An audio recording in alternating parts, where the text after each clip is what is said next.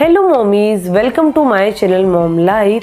आज इस वीडियो में हम बात करेंगे कि जो हमारे नवजात शिशु होते हैं, न्यूबॉर्न बेबीज, उनको बार बार सर्दी जुकाम क्यों हो जाता है, क्या रीजंस है जिनकी वजह से उनको बार बार सर्दी जुकाम हो जाता है और हमें किन चीज़ों का ध्यान रखना है कि हमारे जो न्यूबॉर्न बेबी हैं उनको सर्दी जुकाम बार बार ना हो। तो चलिए हम वीडियो को शुरू करते हैं, पर इससे पहले मेरी एक छोटी सी रिक्वेस्ट है कि अगर आपने अभी तक हमारे चैनल को सब्सक्राइब नहीं किया है तो प्लीज़ हमारे चैनल को सब्सक्राइब करिए, बेल आइकन को प्रेस करिए ताकि आगे आने वाली वीडियोस के नोटिफिकेशन हम आपको मिलती रहे। जो हमारे छोटे बच्चे होते हैं उनकी इम्यूनिटी बहुत वीक होती है, तो उनको सर्दी खांसी जुकाम बारी बारी होने का डर बना रहता है। इसके लिए हमें कुछ बातों का विशेष तौर पर ध्यान देना होता है।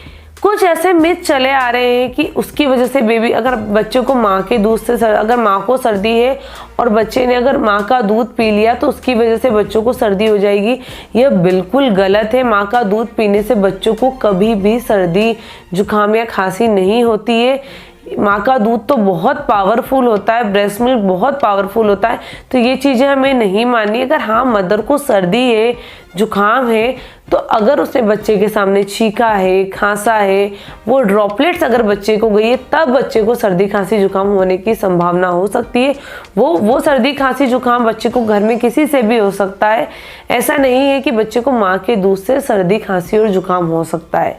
तो अगर मदर को सर्दी है खांसी है, इस तरह के सिम्टम्स है, तो वो मास्क का यूज़ करने के बाद अपने बच्चे को ब्रेस्ट फीड कराएं। ब्रेस्ट फीड से बच्चे को कभी भी सर्दी वगैरह नहीं हो सकती है।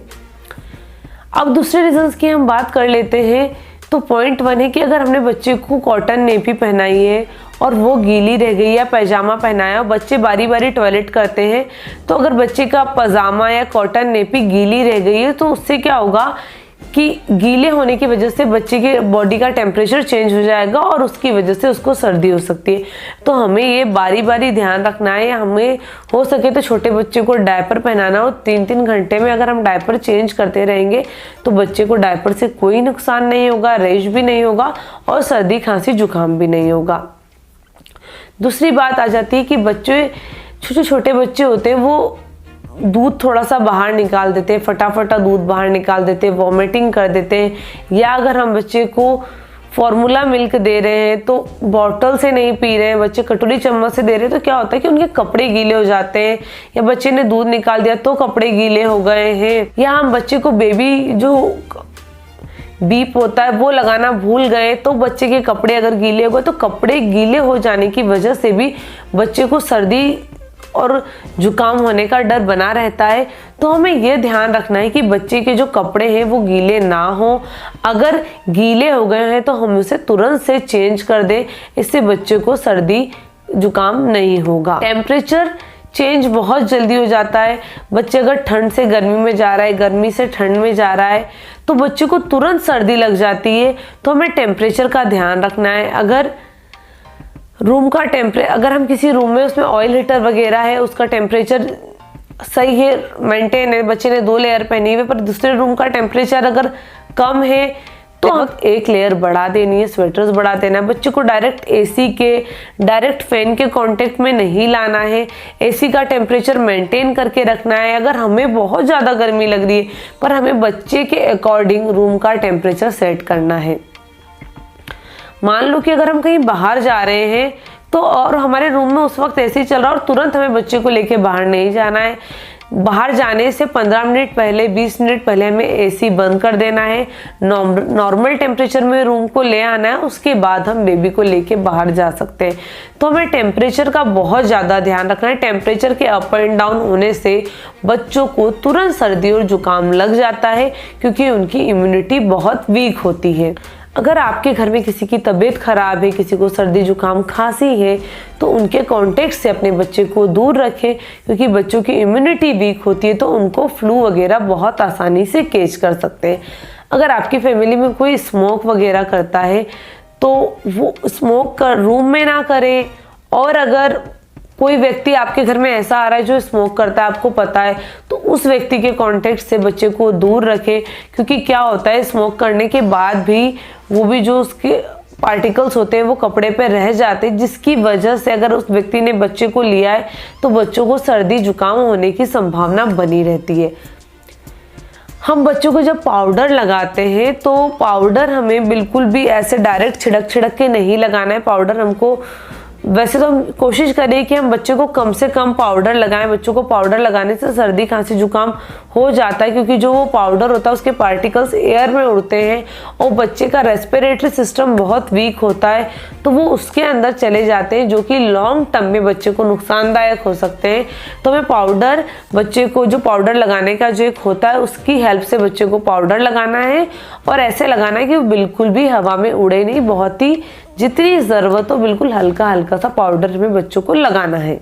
जब मौसम में चेंज आता है, जैसे गर्मी है और ठंड आ गया, ठंड से जब गर्मी आ जाती है, जब मौसम में बदलाव आता है तो बच्चों को जो वायरसेस होते हैं, सर्दी, फ्लू, ये बच्चों को बहुत ही आसानी से कैच कर लेते हैं। तो जब मौसम में बदलाव आता है तब हमें बच्चों के कपड़ों का बहुत ज़्यादा ध्यान रखना है, टेम्परेचर का ध्यान रखना है।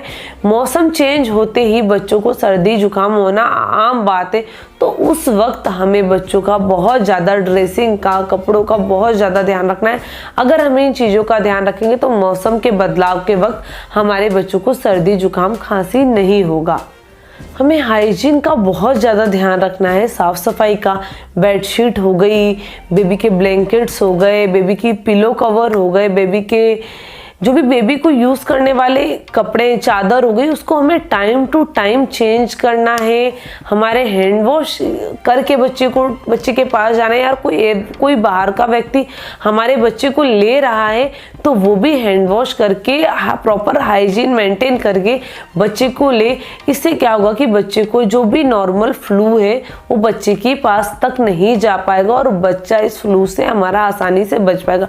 तो मैंने इस वीडियो में आपको जितनी भी सारी बातें बताई हैं, इन बातों का अगर आप ध्यान रखेंगे तो आपके बच्चों को जो बारी बारी सर्दी जुकाम खांसी फ्लू होता है इससे आप बचा पाएंगे।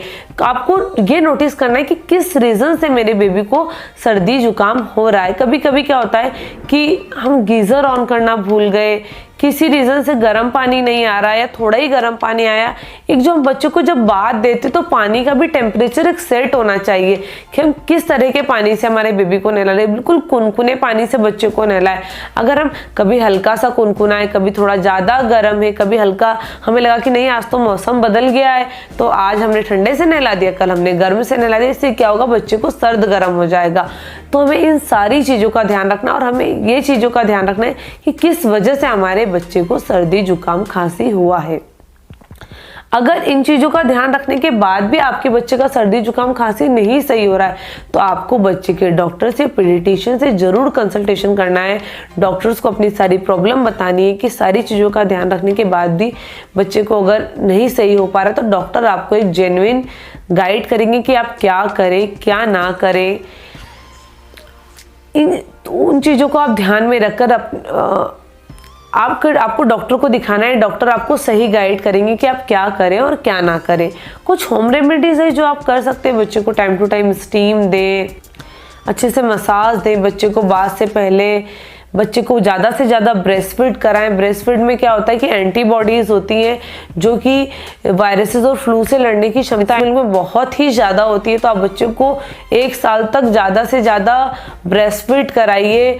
और इन चीज़ों का अगर आप ध्यान रखेंगे, ब्रेस्ट फीड तो बहुत ही ज़्यादा ज़रूरी है, बहुत इंपॉर्टेंट होता है बच्चे के लिए, बच्चे की इम्यूनिटी को स्ट्रॉन्ग करता है।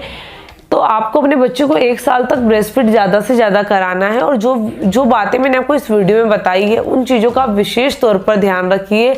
आपको वो चीज़ जानने की किस वजह से आपके बच्चे को बारी बारी सर्दी जुकाम हो रहा है। अगर आप ये बात जान लेंगे और उसमें सुधार ले आएंगे तो आपके बच्चे को बारी बारी सर्दी जुकाम और खांसी नहीं होगा।